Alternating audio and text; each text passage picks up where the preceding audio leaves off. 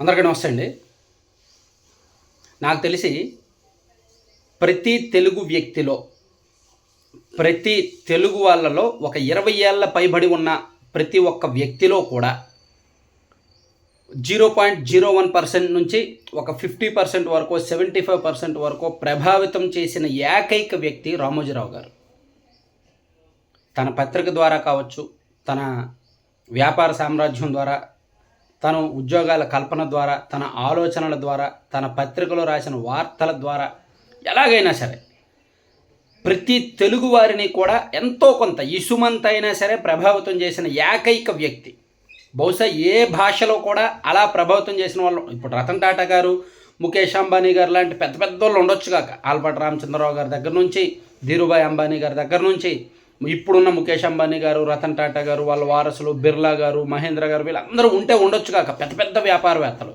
కానీ లక్షలాది మంది మెదళ్లను ప్రభావితం చేసి, లక్షలాది మంది ఆలోచనలను ప్రభావితం చేసి, వాళ్ళ జీవన ప్రమాణాల్లో ఎంతో కొంత, వాళ్ళ ఇంటి జీవన ప్రమాణాల్లో ఎంతో కొంత మార్పు తీసుకొచ్చిన ఘనత మాత్రం ఏకైక వ్యక్తి రామోజీరావు గారు.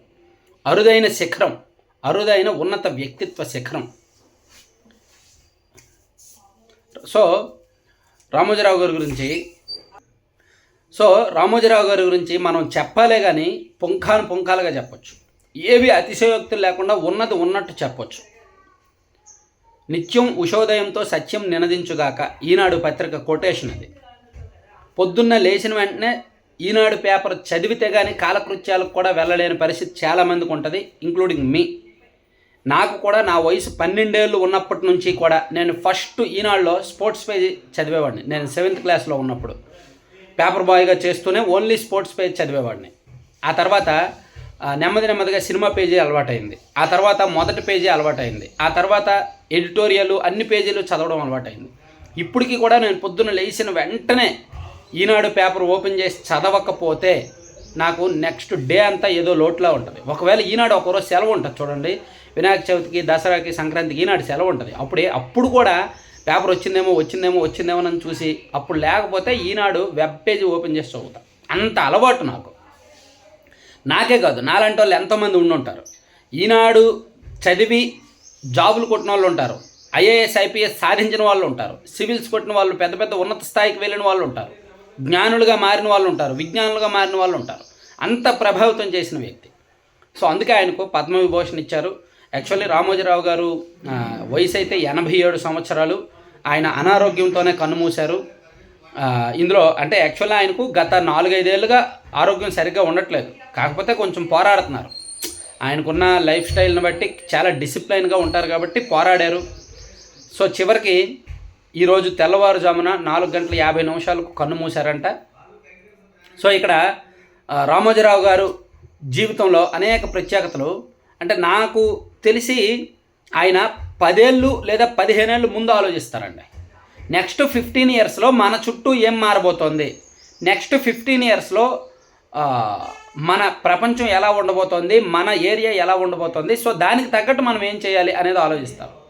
ఆ ఆలోచనల నుంచి పుట్టుకొచ్చిందే రామోజీ ఫిల్మ్ సిటీ. మీరు ఒకసారి రామోజీ ఫిల్మ్ సిటీలో చూడండి, అసలు ఎంత మైండ్తో ఎంత తెలివిగా కట్టారా అనిపిస్తుంది. కొన్ని బిల్డింగులు ఫ్రంట్ సైడ్ ఏమో అద్భుతమైన లండన్ స్ట్రీట్లా ఉంటుంది, బ్యాక్ సైడ్ ఏమో ఒక విలేజ్, ఒక సాధారణ పల్లెటూరు స్ట్రీట్లా ఉంటుంది. ఒకే చోట ఒకే బిల్డింగు, ఎయిర్పోర్ట్ ఉంటుంది, ప్లస్ మల్టీ స్పెషాలిటీ హాస్పిటల్ ఉంటుంది, కాలేజ్ ఉంటుంది. ఒక బిల్డింగు 4 వైపులు 4 రకాలుగా ఉంటుంది. మరో బిల్డింగు ఒకవైపు చర్చిలా ఉంటుంది, మరోవైపు మసీజ్లా ఉంటుంది, మరోవైపు ఆలయంలో ఉంటుంది. అంటే షూటింగ్లకు తగ్గట్టు వాళ్ళకి కావాల్సినవి ఏ విధంగా కట్టారో చూడండి. అంటే ఇదంతా కూడా ఆలోచనల స్వరూపం. ఆయనకు వచ్చిన ఆలోచనల స్వరూపం, ఆలోచనల గని. ఆయన ఆలోచనలు ఎలా ఉంటాయంటే, ఆయన 35 ఏళ్ల వయసు నుంచి, అంటే ఆయనకు ఏజ్ 35 ఇయర్స్ ఉన్నప్పటి నుంచి కూడా ఆయన వాకింగ్ చేయడం అలవాటు. డైలీ వాక్ చేసేవాళ్ళు. ఈ వాకింగ్ చేసే క్రమంలో జేబులో ఖచ్చితంగా ఒక వైట్ పేపరు, ఒక పెన్సిల్ ఉంటుంది. అది పెట్టుకునే వాకింగ్కి వెళ్తారు ఆయన. సో ఆలోచిస్తూ ఉంటారు, నడుస్తూ ఆలోచిస్తూ ఉంటారు. ఆలోచించే క్రమంలో ఏదో ఒక ఆలోచన వస్తుంది. ఎస్, ఇలా చేస్తే బాగుంటుంది, ఈ బిజినెస్ చేస్తే బాగుంటుంది, లేదా మన ఉద్యోగులకి ఇలా చేస్తే బాగుంటుంది అని ఆలోచిస్తారు.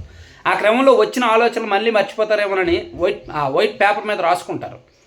రాసుకొని అలా పెట్టుకుంటారు. మళ్ళీ అలా వచ్చిన ఆలోచనలన్నీ రాసుకొని ఆఫీస్కి వెళ్ళిన తర్వాత స్టాఫ్ అందరినీ పిలిపిస్తారు. తన దగ్గరలో స్టాఫ్ ఎవరైనా ఉంటారో వాళ్ళందరినీ 10:30 ఆ టైంకి పిలిపించి, ఇదిగో ఇది అనుకుంటున్నా, మీరేమంటారు, మీరు దీని మీద స్టడీ చేసి నాకు రిపోర్ట్ ఇవ్వండి 2 డేస్లో, లేదా ఈవినింగ్ కల్లా రిపోర్ట్ ఇవ్వండి అని చెప్పి తన స్టాఫ్కి చెప్తారు. వాళ్ళు రిపోర్ట్ ఇస్తారు, సాధ్యాసాధ్యాల మీద ఇస్తారు. సో దాని సాధ్యాసాధ్యాలన్నీ పరిశీలించి దాన్ని ముందడుగు వేస్తారు. అలాగే అటువంటి ఆలోచనల నుంచే ఎన్నో పుట్టుకొచ్చాయి. కొన్ని ఫెయిల్ అవ్వచ్చు, కొన్ని ఉండొచ్చు. రామోజీరావు గారు ఎన్ని వ్యాపారాలన్నీ 32 రకాల వ్యాపారాలు. చిట్స్ వ్యాపారమే అందరికీ తెలిసి ఉండొచ్చు, ప్రియా పచ్చళ్ళే అందరికీ తెలిసి ఉండొచ్చు, ఈనాడు పత్రికే అందరికీ తెలిసి ఉండొచ్చు. కానీ తెలియనివి ఎన్నో ఉన్నాయి. డాల్ఫిన్ హోటల్స్ ఉన్నాయి, కళాంజలి ఉంది, ఈటీవీ ఉన్నాయి, ఈటీవీ భారత్ ఉంది, అలాగే నార్త్లో కొన్ని సంస్థలు ఉన్నాయి. ఇలా మనకు బయటకు కనిపించని వ్యాపార సామ్రాజ్యాలు రామోజీరావు గారికి చాలా ఉన్నాయన్నమాట. అవన్నీ కూడా తన ఆలోచనలే పెట్టుబడి. కేవలం తన ఆలోచనలను నమ్ముకొని మాత్రమే ఆయన ఈ స్థాయికి ఎదిగారు. నేను చాలా సందర్భాల్లో చెప్పా, ఆలోచించండి, ఆలోచనలకు అంత విలువ ఉంటుంది, ఇంత విలువ ఉంటుందని. ఎందుకు? ఆయన జీవితం నుంచి నేను నేర్చుకున్న పాఠమే. వాళ్ళ స్కూళ్ళలో, రామోజీ ఫిల్మ్ సిటీలోని ఈనాడు జర్నలిజం స్కూల్లో చదువుకున్న వ్యక్తిని నేను. సో ఆయన జీవితంలో కొన్ని ప్రత్యేకతలు నాకు తెలుస్తూ ఉంటాయి. ప్లస్ ఆయన దూరం నుంచి చూస్తుంటాము, అప్పుడప్పుడు కలుస్తుంటాము. ఈ కలిసే సందర్భంలో, ఆయనతో ఇంటరాక్ట్ అయ్యే సందర్భంలో కొన్ని ప్రత్యేకమైన సందర్భాలు ఉంటాయి. లేదా ఆయన గురించి ఆయన శిష్యులు కానీ, అక్కడ ఈనాడులో పెద్దలు కానీ చెప్తున్నప్పుడు కూడా కొన్ని ఒళ్ళు గగురు పొడిచే అంశాలు ఉంటాయన్నమాట.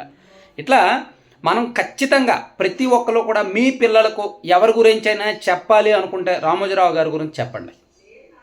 మన ముందు తరాలకు, మన తర్వాత తరాలకు మనం ఒక వ్యక్తిని పరిచయం చేయాలి, ఒక వ్యక్తి జీవితం గురించి చెప్పాలి అనుకుంటే ఖచ్చితంగా రామోజీరావు గారి జీవితం గురించి మాత్రమే చెప్పండి. ఆ తర్వాత వేరే వాళ్ళే చెప్పండి. ఎందుకంటే ఒక సాధారణ రైతు బిడ్డ నుంచి ఒక సామ్రాజ్యాధిపతి ఇవన్నీ రావడానికి కారణం ఏంటి? ఆయనేమి ఆస్తిపరుడు కాదు, ఆయనేమి అవినీతి చేశాడనడానికి ఆధారాలు లేవు. ఆయన ఇదిగో పలానా కరప్షన్స్ చేశాడు. చాలామందికి మీడియా సంస్థలు అడ్డం పెట్టుకొని పదవులు తీసుకుంటారు, అవినీతి చేస్తారు, అరాచకాలు చేస్తారు, వాటాలు తీసుకుంటారు, అన్నీ జరుగుతాయి. కానీ రామోజీరావు గారు అవి ఏమీ చేశారనడానికి ఆధారాలు లేవు. ఆయన మీద ఒక్క ఆరోపణ కూడా లేదు ఇలా చేశారు అలా చేశారని. ఈవెన్ రామోజీ ఫిల్మ్ సిటీ కూడా ఆయన చట్టబద్ధంగానే లీజుకి తీసుకున్నారు. 99 ఏళ్ళు చట్టబద్ధంగానే తీసుకున్నారు, చట్ట వ్యతిరేకంగా ఆయన ఏమీ చేయలే. అలాగే తను రామోజీ ఫిల్మ్ సిటీ తీసుకున్నప్పుడు ఏ ఊర్లో అయితే నష్టపోయాయో ఆ ఊర్లో అందరికీ కూడా తన ఫిల్మ్ సిటీలోనే ఉపాధి కల్పించారు. దేశంలో ఎక్కడా లేనటువంటి కొత్త అంశాలను కూడా అక్కడ ఇంప్లిమెంట్ చేస్తారు. తన ఉద్యోగులకి ఏ రోజు వేతనం ఆ రోజు ఇచ్చేయండి. వాళ్ళు డైలీ వర్కర్స్ అయితే ఏ రోజు వేతనం ఆ రోజు ఇచ్చేయండి, ఒక్కరోజు కూడా వాయిదా వేయొద్దు. అలాగే నెలవారీ జీతాలకు పనిచేస్తే ప్రతి నెలాఖరిన జీతం ఇచ్చేయండి, 30వ తేదీ లేదా 31న జీతం ఇచ్చేయండి, ఒక్క గంట కూడా లేట్ అవ్వడానికి వీల్లేదు. ఇలా కొన్ని విలువలతో ఉంటాయన్నమాట. రామోజీ సంస్థలు ఇలా విలువలతో నడిచాయి.